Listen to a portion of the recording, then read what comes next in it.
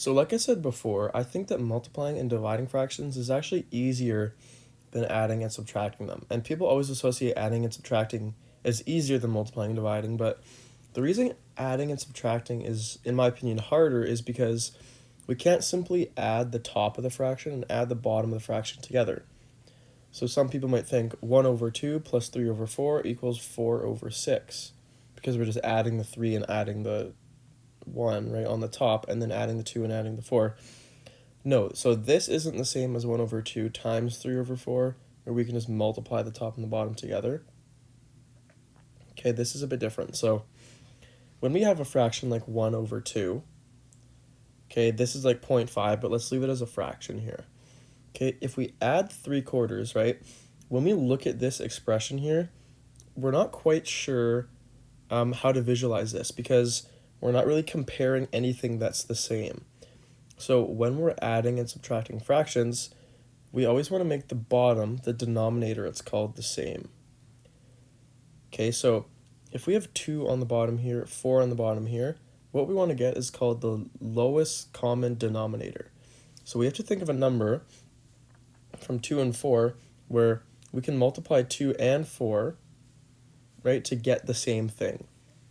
So if we take 2 and multiply it by 2, notice how we get 4.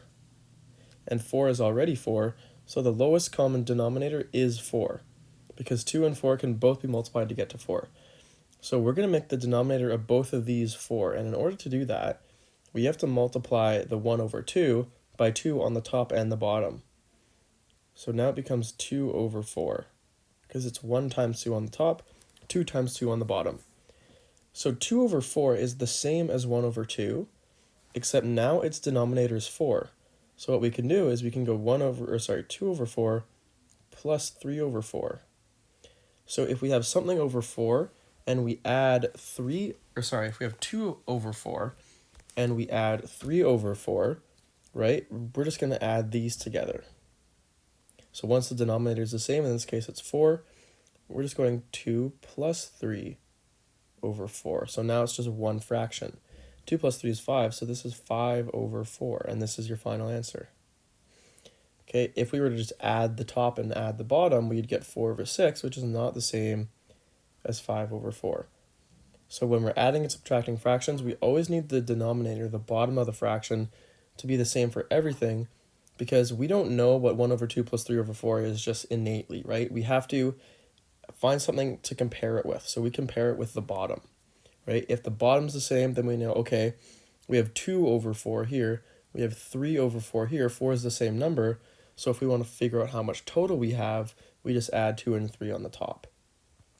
Okay, let's do this question here. So let's notice quickly that 18 and 4 can be simplified, it's called. So 18 and 4 can both be divided by 2. So just like over here, how we multiplied by 2 on the top and the bottom, to simplify fractions, we can also divide by 2 on the top and the bottom. Okay, so 18 over 2 is 9, and 4 over 2 is 2.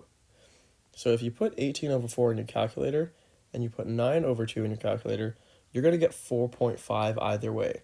So these are the same thing. The 9 over 2 is just simplified, because we can't divide the 9 and the 2 by the same thing on the top and bottom and get a whole number. Okay, so we have 9 over 2 minus 35 over 6. Well, we can't divide that by the same number, so that's already simplified. So once we have this, we have to ask ourselves, well, are the denominators the same? And in this case, they're not, right? Because this one is 2 and this one is 6. So we can't just subtract the top and subtract the bottom. That's not how it works. So what we're going to have to do is make the 2 the same as the 6, right? So we have to think, what can we multiply 2 by to give us 6? Well, if we multiply the top and the bottom by 3, right, we'll get 3 times 9 on the top, which is 27, and on the bottom we're going to get 6. So notice how now we have 27 over 6, which is the same as 9 over 2. Right now it's just over 6 minus 35 over 6. Okay, so now that since they're both over 6, we can subtract the tops from each other, so we get 27 minus 35 all on the top over 6. Okay, 27 minus 35 is negative 8, so it's negative 8 over 6. And 8 and 6 can both be divided by 2. So if we divide the top by 2, divide the bottom by 2, we get negative 4 over 3. And this is our final answer. Okay. Now for this one here, a little bit tougher, right? We have to think of the lowest common denominator. So between 7 and 8, what can these both be multiplied to get the same number? If you're ever not sure, you always just multiply the bottom of one fraction into the other one. So what I mean by that is, if we don't know what the lowest common denominator between 7 and 8 is, we just multiply 7 by 8. So I'll actually move this over here. We're going to multiply this by 8 on the top and the bottom. So the top, right, we have 8 times 1, and on the bottom we have 8 times 7. Well, now the bottom's 8 times 7, so to make this one 8 times 7, we have to multiply that by 7 over 7. So 7 over 7, right, we multiply that. So see how now the bottoms are both 8 times 7. So 8 times 7 is 56, so this fraction is just all going to be over 56. Now it's going to be 8 times 1, which is 8, right, that's this portion here, plus, right, now that the denominator is the same, plus 3 times 7. So that's 8 plus 3 times 7, which is 21. Okay, and that's all over 56. So 8 plus 21 is 29. So our final answer is going to be 29 over 56. And then we're doing these questions, we always have to ask ourselves, can we simplify this? And in this case, we can't, because we can't divide 29 by anything that we can divide 56 by. Okay, other than 1. So we can divide 56 by 2, but we can't divide 29 by 2. Okay, and we can't divide either of them by 3 or 4 or any other number to give us a whole number. So that's kind of the first part there. Now, part D, I'm going to introduce x's. So whenever you see an x, that's called a variable. So x isn't a set number, but we're actually going to treat it the exact same way.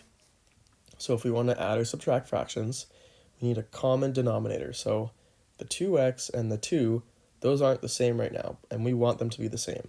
So to go from 2 to 2x, all we have to do is multiply the 2 by x, right? Because then it becomes 2 times x, which is 2x. So we have to multiply this entire fraction by x over x, right? Because on the top we get 1 times x, okay? And then on the bottom we get 2x, right? 2 times x. So our lowest common denominator is going to be 2x. And on the top we're just going to have the x that we have up here, right? Because that hasn't changed. This was already 2x, so we didn't need to do anything wonky with it. And then for the one on the right, we had to multiply it by x. So it's going to be x minus 1 times x, which is just x. Well, x minus x is just 0. So this is 0 over 2x. And 0 over anything, right, is just 0. So our final answer here is just 0. So if we were to put in, I don't know, 5 for x, we would get 5 over 10, right, minus 1/2. Well, 5 over 10 is 1/2. So this is like 1/2 minus 1/2, which is 0. We could have put 100 in here. So 100 over 2 times x, which is 200. Well, 100 over 200 is 1/2. If we simplify it, minus 1/2, that's already there. Well, this is also just 0. So no matter what your x is, we're going to get 0 for our simplified fraction or expression. So sometimes the x just goes away, which is always nice. Now this fraction and kind of expression. So we're adding 2 over 3, 7 over 2, and 1. Okay, so far we've only dealt with fractions where it's something over something. When you see a constant like 1, right, this is really the number 1 divided by 1. Same if it was like 3. This is the same as 3 over 1. So if it's just a constant, if it doesn't look like there's a fraction there, always just put it over 1. Because when you divide a number by 1, it doesn't do anything to its value, right? Because you say you have this number, you're dividing it by 1, it's still the same number. So now we can kind of look at our denominators. We can say, okay, it's 3, 2, and 1. What number can all 3 of these numbers multiply to? Well, 3 can multiply into 6, right? 2 can go 2, 4, 6. Okay, the 6 is matched there. The 1 can really be anything. It can be 1, 2, 3, 4, 5, 6. So notice how they all have a 6 in them. The lowest common denominator is going to be a 6 there. So now that the bottom is going to be 6, we have to think, okay, what do we have to multiply all of these to give us 6? Well, this one's already 3, and to get from 3 to 6, we have to times 2. So this will be 2 times 2 over 2 times 3. Right, so notice how this is just 2 over 2, which is just 1, and this is 2 over 3, the original thing we had. So to go from 3 to 6, we just multiply the bottom by 2. Okay, same thing here. We have to think, how do we go from 2 to 6? Well, we have to multiply that 2 by 3. So on the top, we have 7 times 3 over 2 times 3. So we multiply the top and the bottom by 3. And then for the 1 over 1, well, this is just 6 over 6, right? That's the same thing. We multiply the top and the bottom by 6. Because to go from 1 to 6, we have to times 6.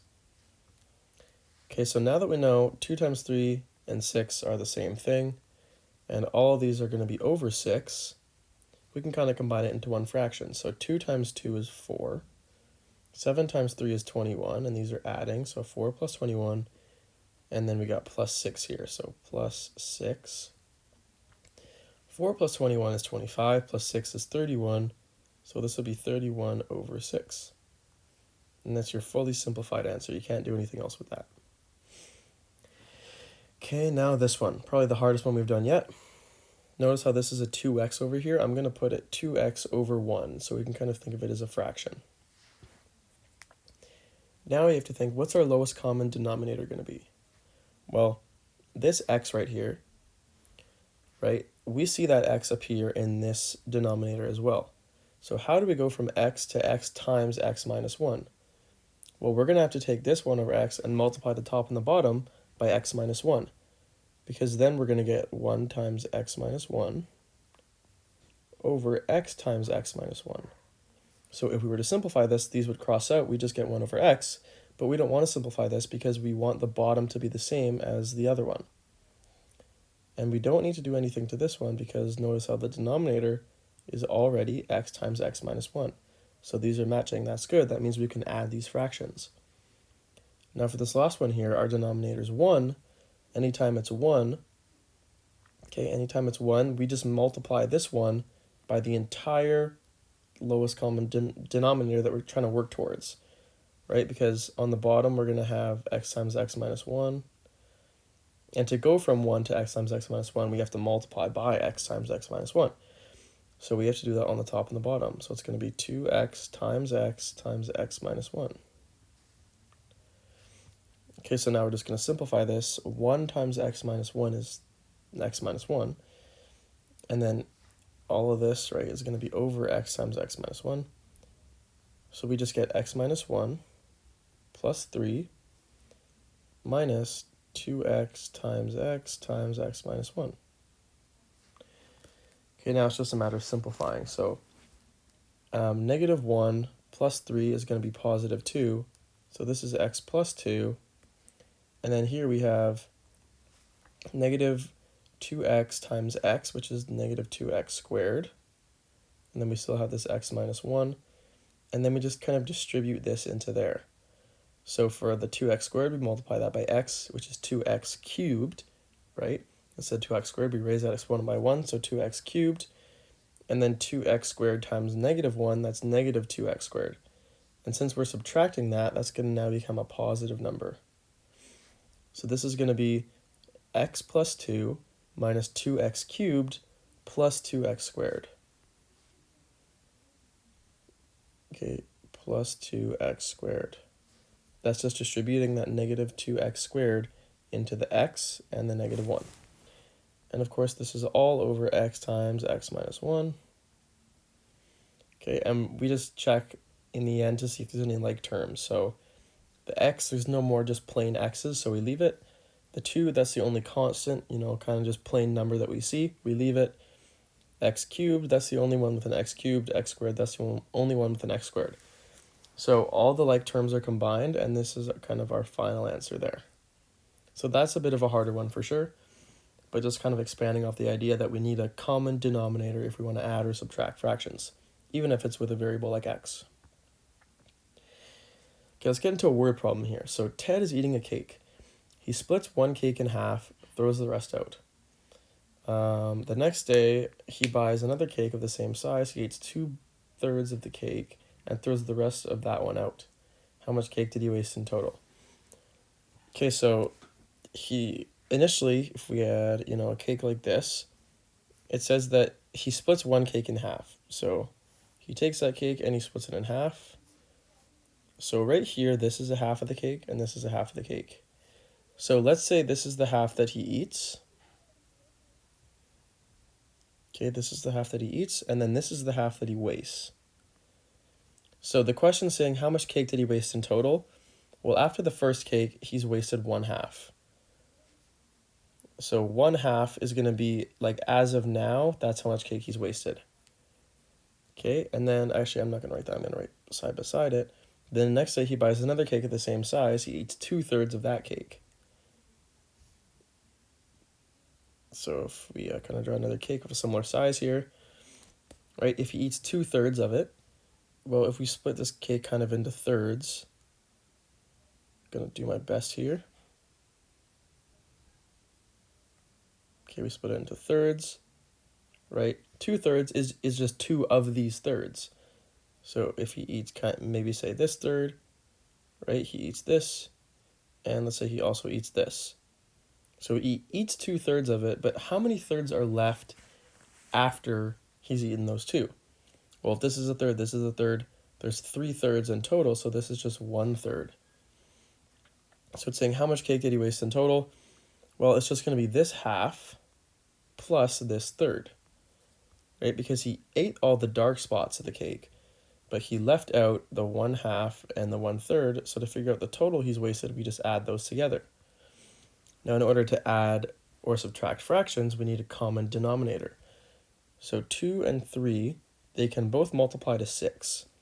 So we're going to make this denominator 6 on the left and on the right. So to go from 2 to 6, we have to multiply it by 3 on the top and the bottom, because 3 times 2 is 6. So it's 3 times 1 on the top, 3 times 2 on the bottom. And then to go from 3 to 6, we multiply by 2, so it's kind of the opposite. Multiply by 2.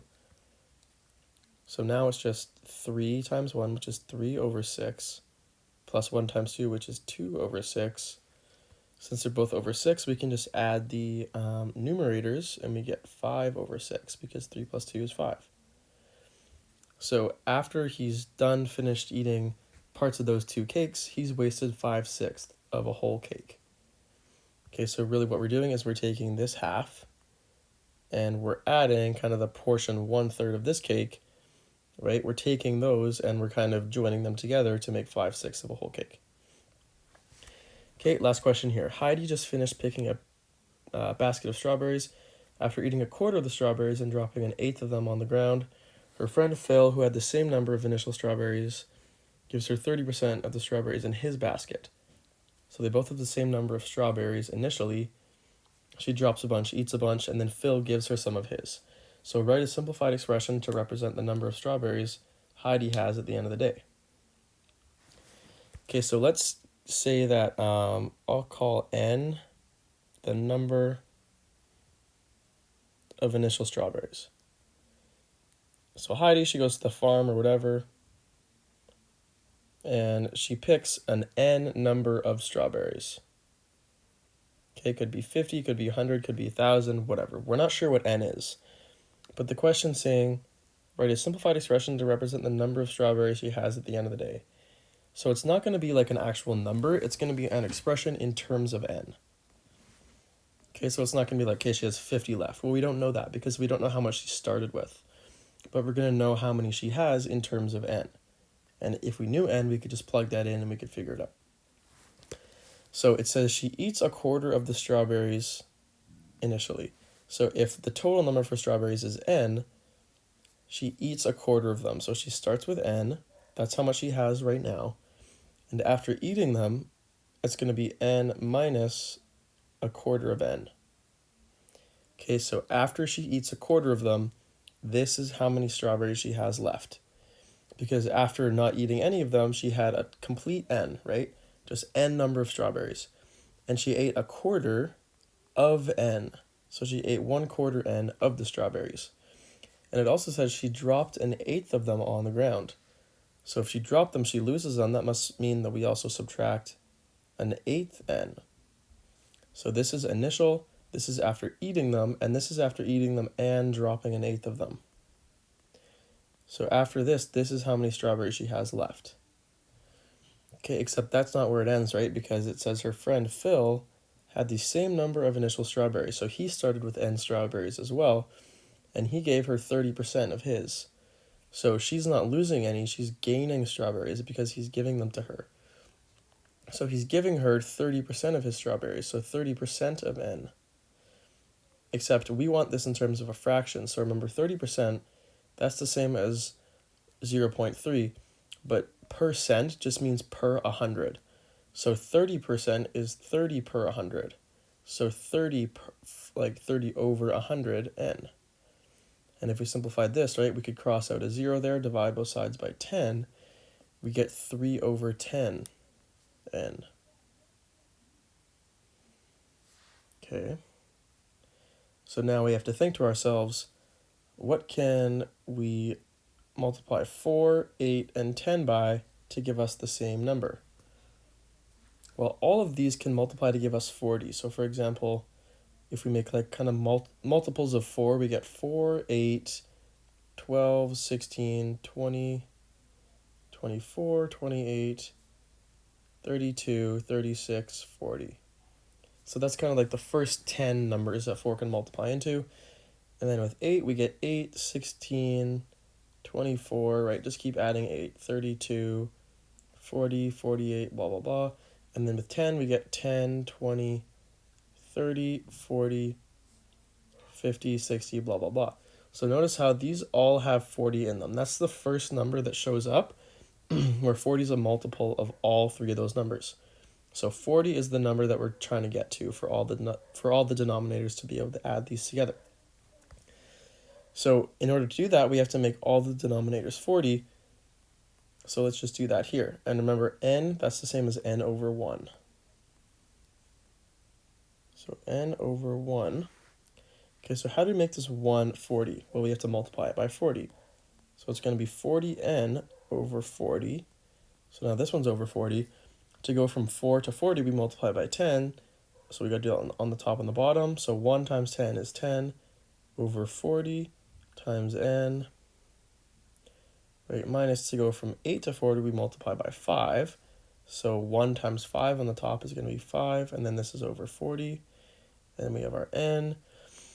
And then to go from 10 to 40, we multiply by 4 on the top and bottom, and we're adding this. So 3 times 4, right, which is going to be 12 over 40 times n. So now all we do is we analyze the tops, because we know all the bottoms are 40. That means this entire thing is going to be over 40. Okay, so notice how the denominators are all the same. So it's just over 40. And now on the top, we just have 40n minus 10n minus 5n plus 12n. Okay, so if we have 40 n's and we subtract 10 n's, we have 30. And then we take away 5 more, so we have 25 n's. And then we add 12 more, which is going to be 37 n's. So in total, we have 37n over 40.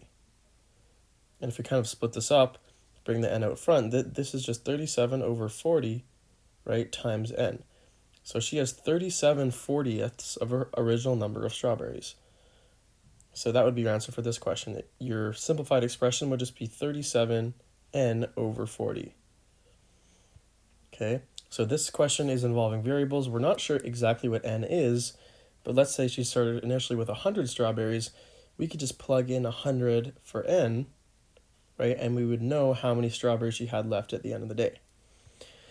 So I hope you were able to kind of apply how to add and subtract fractions into those word problems, as well as these kind of A, B, C, D, E, F problems as well, right? Sometimes it's harder to picture in a word problem and just do the math here, but the main idea is we want the denominators to be the same when we're adding or subtracting. So we find the least common denominator, right? The lowest multiple of both numbers on the bottom that they can both be multiplied to. We figure out what that is, and we say, okay, what do we have to multiply both of these by to give us that number? We do that on the top and the bottom, and once the bottom's the same, all we do is we add or subtract the top. Okay, and that just depends on what sign is between them. So hope this helped, and I'll see you in my next video.